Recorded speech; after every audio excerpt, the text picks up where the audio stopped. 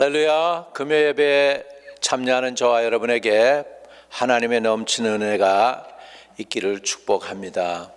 걸어가신 주님 감사합니다. 벌써 금요일이 되었습니다. 한 해를 마무리 짓는 12월 달이 되었습니다.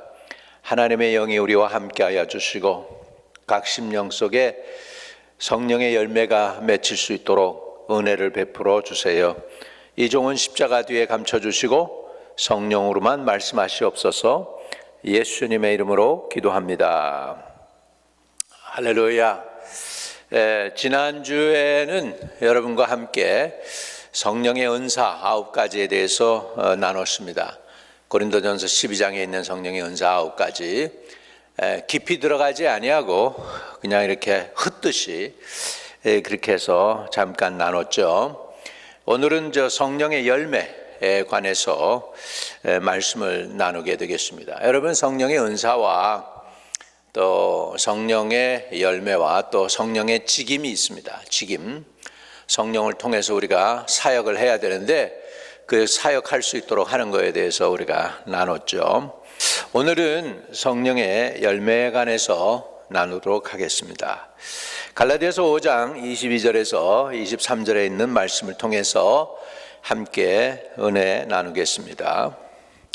오직 성령의 열매는 사랑과 희락과 화평과 오래 참음과 자비와 양성과 충성과 온유와 절제니 이 같은 것을 금지할 법이 없느니라. 오직 성령의 열매는 그랬습니다. 여러분, 성령님께서는 은사도 주시고 성령께서는 우리에게 직임, 또 하나님의 교회에서 해야 할 사역도 주시고 또 성령님께서는 우리에게 우리의 삶에 결실을 맺기 위한 열매도 주시는 것을 볼 수가 있습니다. 우리 고린도전서 12장에는 성령의 은사가 있었다면 오늘 갈라디아에서는 성령의 열매가 있습니다. 그래서 여기에서 9가지의 열매를 통해서 우리가 이렇게 짧게 지나가면서 함께 은혜를 나누고자 합니다. 첫째는 오직 성령의 열매는 사랑과 그랬습니다. 사랑. 제일 먼저 나오는 게 사랑입니다. 여러분, 사랑이 힘보다도 더 귀합니다. 왜냐하면 사랑은 마음 자발적으로 해서 사랑받은 사람은 자기가 사랑받고 있다고 하면 사랑에 대한 보답을 하려고 합니다. 그 사람이 보통 사람이라면 그렇습니다. 자기가 사랑받으면 사랑에 대한 보답을 하려고 하는 게 사람의 모습이죠. 사랑의 힘보다 위대한 이유는 힘이 있으면 그 사람을 억지로 일을 시킬 수 있어요. 그러나 사랑이 있으면 억지로가 아니고 이 사람이 일을 해도 자발적으로 하기 때문입니다. 그래서 사랑이 힘보다 더 세죠. 요한 1서 4장 7절에서 8절에 보면 이렇게 말씀합니다. 사랑하는 자들아, 우리가 서로 사랑하자. 사랑은 하나님께 속한 것이니 사랑하는 자마다 하나님께로부터 나서 하나님을 알고 사랑하지 아니하는 자는 하나님을 알지 못하나니 하나님은 사랑이시니라. 그렇기 때문에 사랑하지 아니하는 자는 하나님을 알지 못한대요. 왜? 하나님 자체가 사랑이시랍니다. 그런데요, 사랑의 방향성도 굉장히 중요합니다. 하나님과 하나님의 속한 것을 사랑해야지 세상의 것을 사랑해서는 안 된다고 성경은 또 우리에게 경고하고 있어요. 요한 1서 2장 15절에서 17절까지의 내용을 보면 이 세상이나 세상에 있는 것들을 사랑하지 말라. 누구든지 세상을 사랑하면 아버지의 사랑이 그 안에 있지 아니하니 이 세상에 있는 모든 것이 육신의 정욕과 안목의 정욕과 이생의 자랑이니 다 아버지께로 온 것이 아니요 세상으로부터 온 것이라. 이 세상도 그 정욕도 지나가되 오직 하나님의 뜻을 행하는 자는 영원히 거하느니라. 이렇게 성경은 우리에게 가르쳐 줍니다. 여러분, 사랑의 방향성도 중요해요. 그래서 세상이나 세상에 있는 것들을 사랑하지 말라고 그러세요. 왜? 세상은 영원한 것이 아닙니다. 세상은 여러분을 훈련시키고 하나님의 형상을 닮게 하기 위해서 이렇게 우리가 지나가는 그런 것이죠. 우리의 종착점은 아니라는 것이죠. 여러분의 종착점은 어디에 있습니까? 하나님의 나라, 하나님이 계신 곳, 하나님이 저와 여러분을 위해서 지금도 우리는 세상에서 영원토록 사는 존재가 아니고 잠깐 들렀다가 가야 하는 존재들이죠. 그래서 우리는 세상의 방문자인데 그렇기 때문에 세상을 사랑하면 헛것이 됩니다. 왜? 세상도 그렇고 이 모든 것들이 다 잠깐 있다가 지나가는 것이기 때문에 그렇습니다.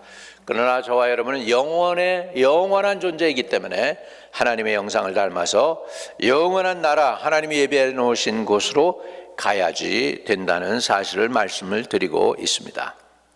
자, 그래서 거기에 들어가는데 우리가 하나님의 사랑을 듬뿍 받고 그 사랑을 통하여 우리 주위에 있는 사람들을 섬기는 저와 여러분이 될 때, 그럴 때 우리는 성령의 열매, 제일 첫 번째 나오는 사랑의 열매를 맺을 수가 있는 줄로 믿습니다. 두 번째로 하나님께서 우리에게 가르쳐 주시는 성령의 열매 중에 중요한 열매가 희락입니다.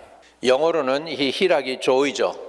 조이를 다시 표현하면 기쁨입니다. 우리가 예수를 믿는다고 하는데 늘 얼굴에 근심과 걱정으로 쌓여 있다면 예수님의 흔적을 우리가 찾을 수가 없겠죠. 왜? 예수님의 흔적 중에 중요한 흔적이 뭐냐? 중요한 것이 뭐냐 하면 기쁨입니다. 주님을 따르면 주님을 따르는 기쁨이 있습니다. 하나님의 일을 하고 나면 거기에 따르는 기쁨이 있습니다. 여러분, 한번 그 가난한 사람들을 섬겨본 적이 있습니까? 그 마음에 이웃을 섬겼을 때 오는 그런 기쁨을 여러분 안 해본 사람은 느끼지 못하죠. 그래서 주 안에서 남을 섬기고 내 물질로 남을 위해 봉사하고 그 후에 내게 남는 것이 기쁨이라는 것이죠. 이런 기쁨을 불신자들이 어떻게 이해할 수가 있겠습니까? 그러니까 우리 성도들에게 있어서 가장 중요한 열매 중에 하나가 사랑 다음에 희락이라는 것이죠. 기쁨이라는 것입니다. 즐거움이라는 것입니다. 여러분 얼굴만 봐도 즐거워지는 사람이 있습니까? 그런 사람은 참 귀한 존재인 줄로 믿습니다. 여러분의 얼굴에 예수의 형상이 있기 때문에 사람들이 여러분을 봐도 은혜가 되고 마음에 기쁨이 오고 번뇌가 떠나가고 근심이 떠나가는 그런 분들이 되시기를 축복합니다. 저와 여러분이 그런 은혜를 받고 그런 희락의 열매 또한 거두게 되시기를 주의 이름으로 축복합니다. 화평이라는 단어는 여러분 관계에서 온 단어입니다. 관계가 어그러지면 화평이 있을까요? 화평이 없죠. 관계가 어그러질 때 나타나는 것은 다툼입니다. 미움이고 시기, 질투이죠. 그러니까 화평은 그 반대입니다. 다툼의 반대, 상대방과 상대방 두 사람이 화목하게 되는 것을 화평이라고 할 수 있죠. 영어로는 화평에 대해서 reconcile 또는 peacemaking이라고 표현을 하고 있습니다. 우리는 하나님과의 올바른 관계를 맺어야 되겠죠. 제일 먼저 하나님과 올바른 관계를 맺으면 그 안에서 오는 화평을 누릴 수가 있습니다. 평화로다 하늘 위에서 내려오네. 하나님이 주시는 이 평화, 제일 먼저 이 화평은 하나님과의 관계에서 오는 화평입니다. 두 번째, 하나님과 올바른 관계에서 오는 화평으로 인해서 이 모든 그 문제들이 이제 이렇게 줄을 제대로 맞추는 것처럼 쫙 서게 됩니다. 그래서 어그러졌던 모든 것들, 빗나갔던 부분들, 잘못 가던 방향이 잘못되었던 그런 것들이 제대로 되게 될 때 그것을 우리는 관계의 회복이라고 볼 수가 있죠. 하나님과의 관계의 회복은 인간과 인간 사이의 관계도 회복시키는 놀라운 힘을 가지고 있습니다. 여러분, 우리가 그래서 이웃과의 관계가 안 좋고 자꾸 삐뚤어지고 있으면 제일 먼저 우리가 살펴봐야 될 게 나하고 우리 하나님과의 관계가 지금 어떤가를 살펴볼 수 있기를 바랍니다. 여러분, 그런 성경에 그런 말씀이 있어요. 부부 사이의 그 관계에서 이 화평이 없으면 남자들의 기도가 막힌다고 그러죠. 성경에 보면 기도가 막힌대요. 왜 그래요? 관계가 삐뚤어진 거 하나님 기뻐하지 않으니까 그 관계를 회복하라는 거예요, 먼저. 그래서 먼저 관계를 회복하고 나면 하나님과의 관계도 뚫리게 된다는 것이죠. 그래서 화평한다고 하는 것은 인간관계에서 오는 굉장히 중요한 하나님이 우리에게 가르쳐 주시는 성령의 열매 중에 하나입니다. 그래서 우리는 나와 너 사이의 관계를 회복하기 위해서 필요한 게 화평이고요. 또 그 관계가 회복될 때 나와 하나님과의 관계도 풀어지고 해결되는 것이죠. 우리가 땅에서 무엇이든지 매면 하늘에서도 매이게 되고, 땅에서 무엇이든지 풀면 하늘에서도 풀리게 되는 게 성도의 특권 중에 하나입니다. 그 매고 푼다는 게 뭘까요? 우리가 얽매였던 거, 이 관계를 매듭지어 가지고서 관계가 이렇게 어그러져 있다가 관계를 풀고 소통이 되면 하늘에서도 소통이 된다는 얘기예요. 그래서 우리 성도에게 주신 하나님의 열매 중에 굉장히 중요한 열매가 결국은 뭡니까?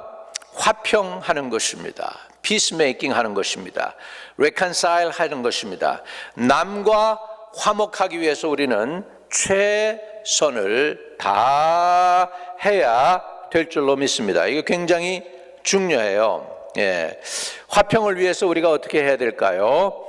베드로전서 3장 10절에는 그러므로 생명을 사랑하고 좋은 날 보기를 원하는 자는 혀를 금하여 악한 말을 그치며 그 입술로 거짓을 말하지 않고 악에서 떠나 선을 행하고 화평을 구하며 그것을 따르라 그랬습니다. 화평을 구하래요. 화평이 공짜 아니에요. 여러분, 화평의 열매를 맺으려면 구해야 돼요. 마치 금을 찾는 것처럼, 은을 찾는 것처럼, 좋은 장소를 찾아서 이사갈 것을 찾는 것처럼 우리가 화평을 구할 때 화평의 열매를 맺게 될 줄로 믿습니다. 여기에 보면 화평을 원하면 혀를 금하여 악한 말을 그치라 그랬어요. 화평을 깨는 주요 원인이 혀라고 하는 것을 성경은 가르쳐 주고 있습니다. 우리 말이 화평을 깨는 도구가 될 수 있습니다. 반대로 우리 말이 화평을 도모하는 도구로도 쓰일 수 있습니다. 그래서 천냥 빚을 갚을 수가 있다는 거죠. 그만큼 말의 파워가 중요합니다. 화평을 위해서는 여러분 입을 다스려야 되는데 그게 마음대로 안 되거든요. 그러니까 여러분 방언 기도도 많이 해야 되고 성경도 많이 읽어야 되고 찬양도 많이 해야 되고 그 입술로 기도도 많이 해서 이 입술에 하나님의 은혜와 성령의 기름 부음이 넘쳐서 입에서 나오는 말마다 영혼을 살리고 이웃을 유익하게 하고 병들을 고치고 하는 그런 일들이 되어지기를 주의 이름으로 축복합니다. 할렐루야. 자, 그래서요 화평하려면은 말을 지켜야 돼요. 입술을 지켜야 돼요. 또 성경에는 이렇게 얘기해요. 그런즉 거짓을 버리고 각각 이웃과 더불어 참된 것을 말하라 그랬어요. 참된 것을 말하라. 여러분 이웃과 더불어 참된 것을 말하는 게 화평의 시작입니다. 이웃과 더불어 거짓을 말하는 게 아니고 꾸며낸 말을 말하는 게 아니고 참된 것을 말하는 게 화평의 도구가 될 수 있습니다. 그래서 화평은 남과의 관계를 최선으로 이루기 위해서 입술을 지키고 그리고 관계 회복을 위해서 최선을 다하라는 뜻이죠. 이렇게 할 때 이 사람을 하나님이 기뻐 받으시겠죠. 화평의 열매를 결국은 맺게 될 것이고 이런 사람은 하나님께도 인정을 받게 될 줄로 믿습니다. 네 번째로 오래 참는 거, 인내하는 거 굉장히 중요합니다. 우리가 저 겉으로 눈에 보는 걸로 결단을 내버릴 때가 있어요. 다른 상대방의 기회도 안 주고 그냥 끝내버립니다. 내 생각 선에서 그냥 끝내버리고 다른 사람에게 기회를 안 줄 수가 있는데 오래 참는다는 건 그렇게 하지 않는다는 것입니다. 내 스스로 함부로 판단하지 않는다는 사실입니다. 그러면 오래 참으려면 어떻게 해야 돼요? 기다려야 돼요. 인내해야 돼요. 시편 37편 7절에 보면은 여호와 앞에 잠잠히 참고 기다리라. 자기 길이 형통하며 악한 꾀를 이루는 자 때문에 불평하지 말지어다. 이렇게 말씀했습니다. 여호와 앞에 잠잠하고 참고 기다리래요. 자기 길이 형통하며 악한 꾀를 이루는 자 때문에 불평하지도 말래요. 여러분, 오래 참는다고 하는 것은 내가 jump into the conclusion 하는 게 아니에요. 인내하는 거예요. 기다리는 거예요. 심사숙고하는 거예요. 기다리는데 하나님이 역사하시도록 하나님께 시간을 드리고 하나님의 방법으로, 내 방법이 아니고 내 생각이 아니고 하나님의 방법대로 하려고 기다리는 것입니다. 나를 위해서 기다려주네, 내가 역사할 시간을 주고 있네, 그러면서 하나님이 역사하시기 시작하시겠죠, 여러분. 그래서 오래 참는다는 거, 인내한다는 건 하나님께 기회를 드리는 것입니다. 마냥 무작정 기다리는 게 그건 인내가 아니에요. 그건 포기죠. 그러니까 하나님께 기회를 드리고 하나님이 역사하시도록 하나님의 얼굴을 바라보면서 하나님의 뜻이 이루어질 때까지 인내하고 기다리는 것이죠. 여러분, 요셉이 형들에 의해서 억울하게 팔려갔죠. 또 감옥소에서 또 있었죠. 그게 오래 참는 거예요. 오래 참았더니 어떻게 했어요? 그 결과가 어떻게 됐습니까? 애굽에서 가장 높은 사람이 되었습니다. 지극히 높은 사람이 되었습니다. 바로 외에는 요셉보다 더 높은 자가 없을 정도로 하나님이 요셉을 특별히 사랑해 주셨습니다. 이게 바로 오래 참음의 결과인 줄로 믿습니다. 다섯 번째로 하나님께서 우리에게 가르쳐 주시는 성령의 열매는 자비입니다. 자비. 그래서 오래 참음과 자비와 양성과 충성과 그랬죠. 그래서 자비 다섯 번째입니다. 자비라는 단어는 다른 말로 하면은 mercy입니다. mercy. 또 히브리 단어는 헤시드라는 단어에서 왔는데 그 의미가 오리지널리 보면은 어머니의 womb, 자궁이라는 의미도 있습니다. 그만큼 어린애가 어머니 자궁에 있을 때 어떻습니까? 보호받죠. 온도가 딱 맞죠. 양분이 들어오죠. 그만큼 케어가 제일 잘 되는 것이죠. 마찬가지로 이 자비가 있다는 것은 그 사람을 있는 그대로 받아주고 지켜주고 인정해 주는 것이 자비입니다. 다시 말하면 상대방을 내 입장으로 생각하는 게 아니고 상대방의 입장으로 내가 들어가서 그 사람의 입장이 되어주는 것이죠. 영어로는 상대방을 이해할 때 그것을 뭐라고 하냐면 understand, 그 사람 밑에 내가 서 있다, 그 사람이 있는 그곳에 내가 서 있음으로 인해서 그 사람이 당하는 아픔이나 슬픔이나 이런 모든 것들을 내가 알고 이해한다는 의미죠. 이해한다라는 의미에서 understand 하는 거죠. 자비라는 것은 상대방의 입장을 있는 그대로 이해해주고 받아들여 줄 때 그것이 자비입니다. 여러분, 자비가 있으려면은 우리에게 꼭 필요한 게 있습니다. 몇 가지가 있는데 그 중에 중요한 것이 하나가 있는데 그건 뭐냐면 내가 상대방을 이해하고 받아주기 위해서는 우리에게 필요한 게 뭘까요? 듣는 귀입니다. 잘 들어야 됩니다.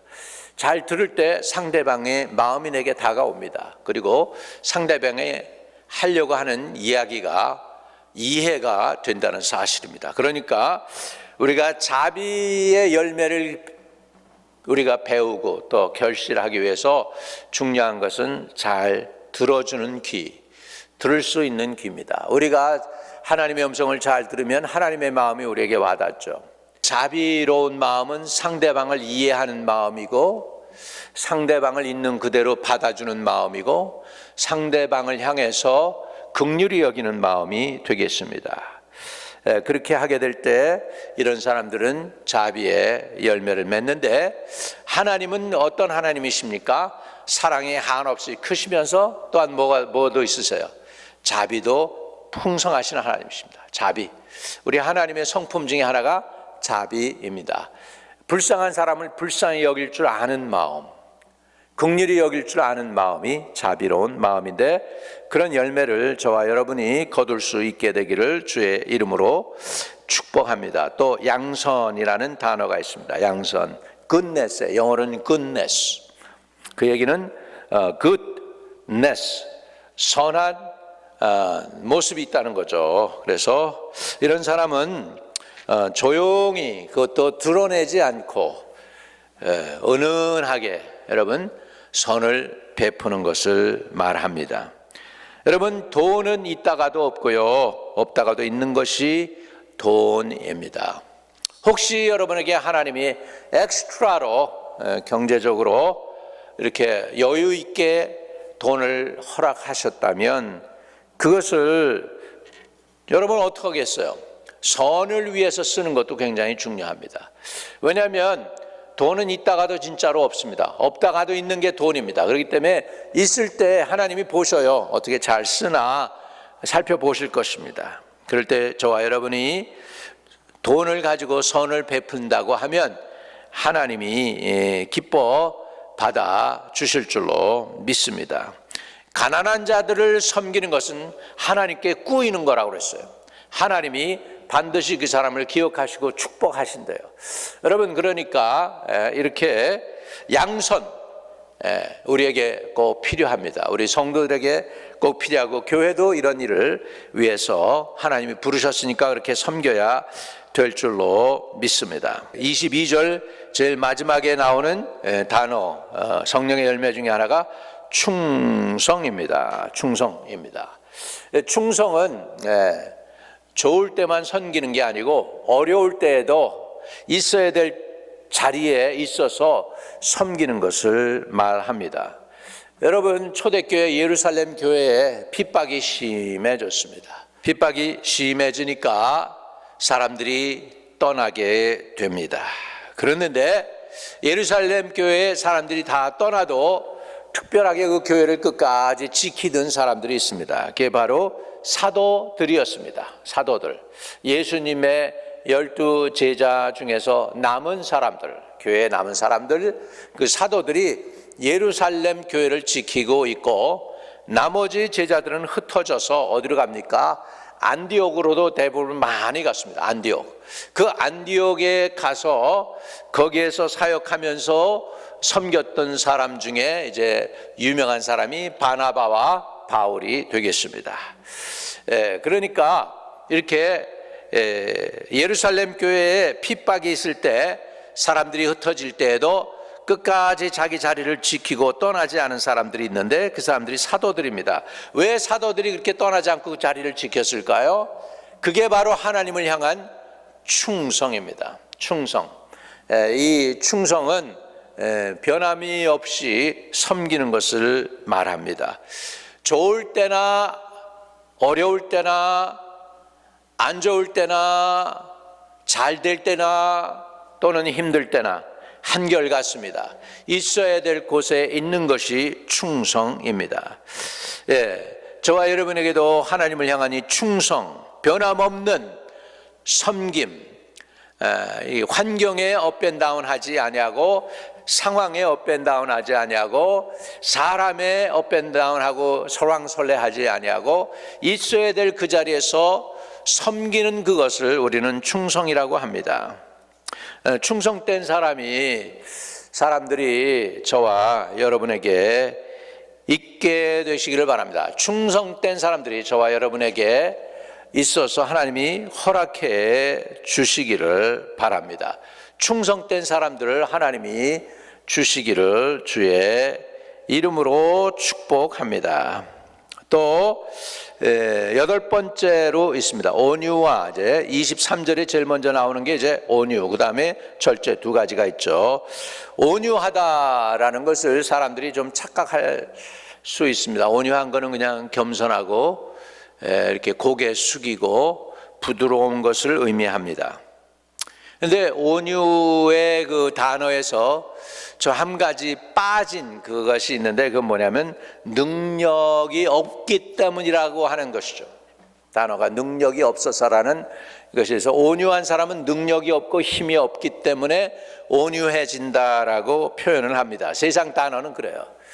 그런데 원래 온유라는 단어는요, 능력이 없어서 고개 숙이는 게 아닙니다. 능력이 있고 힘이 있음에도 불구하고, 힘을 쓸 수 있음에도 불구하고 자신을 위해서는 그 능력이나 그 힘을 발휘하지 않는 거예요. 그러나 연약한 사람이 있거나 자비와 긍휼이 필요한 사람이 있는데, 또 누군가에서 어떤 사람이 억압을 당한다고 해봅시다. 그럴 때 이 사람은 당당하게 일어나서 그 사람을 보호해 주는 거죠. 또 이런 사람들, 온유한 사람은 어떤 사람들이냐 하면 진리를 압니다. 진리가 아닌 왜곡된 진리를 가지고 와서 이게 참 진리라고 막 권유할 때요, 온유한 사람들은 분연히 일어납니다. 그리고 당신 지금 하는 얘기가 진리가 아니야라고 담대하게 진리가 아닌 것을 향해서는 싸울 수 있는 사람을 온유한 사람이라고 하는 것입니다. 다시 말하면 자기의 능력을 잘 관리할 줄 아는 사람이에요. 능력을 관리할 줄 아는 거예요. 헬라 말에서의 온유함이라고 하는 단어는요, 길들여졌다라는 뜻이 있어요. 그 얘기는 뭐냐면 내 능력과 내 권세와 내 자본과 내 힘을 내가 컨트롤하는 거예요. 제어할 수 있다라는 거예요. 날 위해서보다는 상대방을 위해서 나의 힘을 잘 제어하고 컨트롤하고 길들일 수 있다는 것입니다. 내 영향력을 길들이는 거예요. 만용하지 않는 거예요. 뻐기지 않는 거예요. 자랑하지 않는 거예요. 그렇지만 뻐길 수 있는, 자랑할 수 있는 여건을 갖춘 사람이에요. 그럼에도 불구하고 그렇게 안 하는 것을 온유함이라고 성경은 표현하고 있는 것입니다. 그래서 이런 사람들은, 온유한 사람들은 하나님과 또 다른 사람을 위해서는 담대합니다. 담대해요. 악에 굴복하지 않습니다. 그러면서도 불구하고 그 힘과 능력을 언제 발휘하느냐?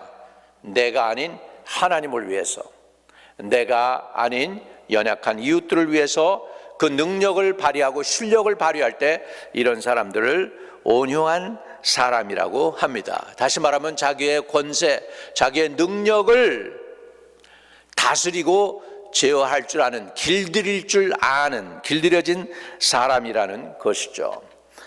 저와 여러분이 이런 온유의 능력도 또 열매도 받으시기를 축복합니다. 마지막으로 성령의 열매 중에 또 따라 나오는 게 절제입니다. 이것은 자기의 영향력, 능력, 권세 이런 것들을 제어할 줄 안다는 것이죠. 온유하고 좀 비슷해요. 그런데 이런 것들은 셀프 컨트롤, 내가 컨트롤한다면 자신을 갖다가 제어할 수 있는 것입니다. 거의 온유하고 비슷한데, 이 셀프 컨트롤은 다 할 수 있을 때 다 안 하는 거예요. 나쁜 짓 할 수 있는 기회가 있을 때 안 하는 거예요. 왜 안 합니까? 이유는 하나예요. 하나님과 관계예요. 요셉이 절제력이 굉장히 있었죠.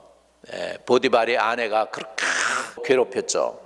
그럴 때에도 거기에 굴하지 않습니다. 이게 절제입니다. 이게 셀프 컨트롤 할 수 있는 거. 결국은 그거일 때문에 감옥소도 갑니다. 그럼에도 불구하고 거기에서도 실망하지 않고 낭망하지 않습니다. 하나님을 의지합니다. 그래서 하나님이 그와 함께하는 것이 드러납니다. 바깥으로. 감옥소에 있는 간수도 하나님이 그와 함께하고 형통하는 것을 알아요. 보디발도 알고, 나중엔 바로도 알아요. 하나님이 요셉과 함께하는 것을 바로도 알아요. 그렇게 할 수 있었던 것은 요셉에게 뭐가 있습니까? 절제라고 하는 훌륭한 열매가 있었기 때문입니다. 그러면 이 이 절제할 수 있고 이렇게 성령의 열매를 맺을 수 있는 근본이 있습니다. 성령의 열매를 맺어야 되는데 이런 거 너무 좋잖아요. 사랑과 희락과 화평과 오래 참음과 자비와 양성과 충성과 온유와 절제, 이런 것들을 열매를 맺기를 원하는데 어떻게 열매를 맺느냐는 거예요. 여러분 알고 싶으시죠? 갈라디아서 5장 24절입니다. 그리스도 예수의 사람들은 육체와 함께 그 정욕과 탐심을 십자가에 못 박았느니라. 우리 결국은 성령의 열매를 맺으려면 육체를 따라가면 안 돼요. 여러분, 하나님의 아들들이 되는 것은 뭡니까? 성령의 인도함을 받는 자들은 하나님의 아들이 되리라 그랬거든요.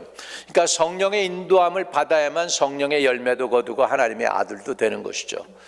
그러면 육체가 성령의 열매를 맺는 것을 방해하겠죠.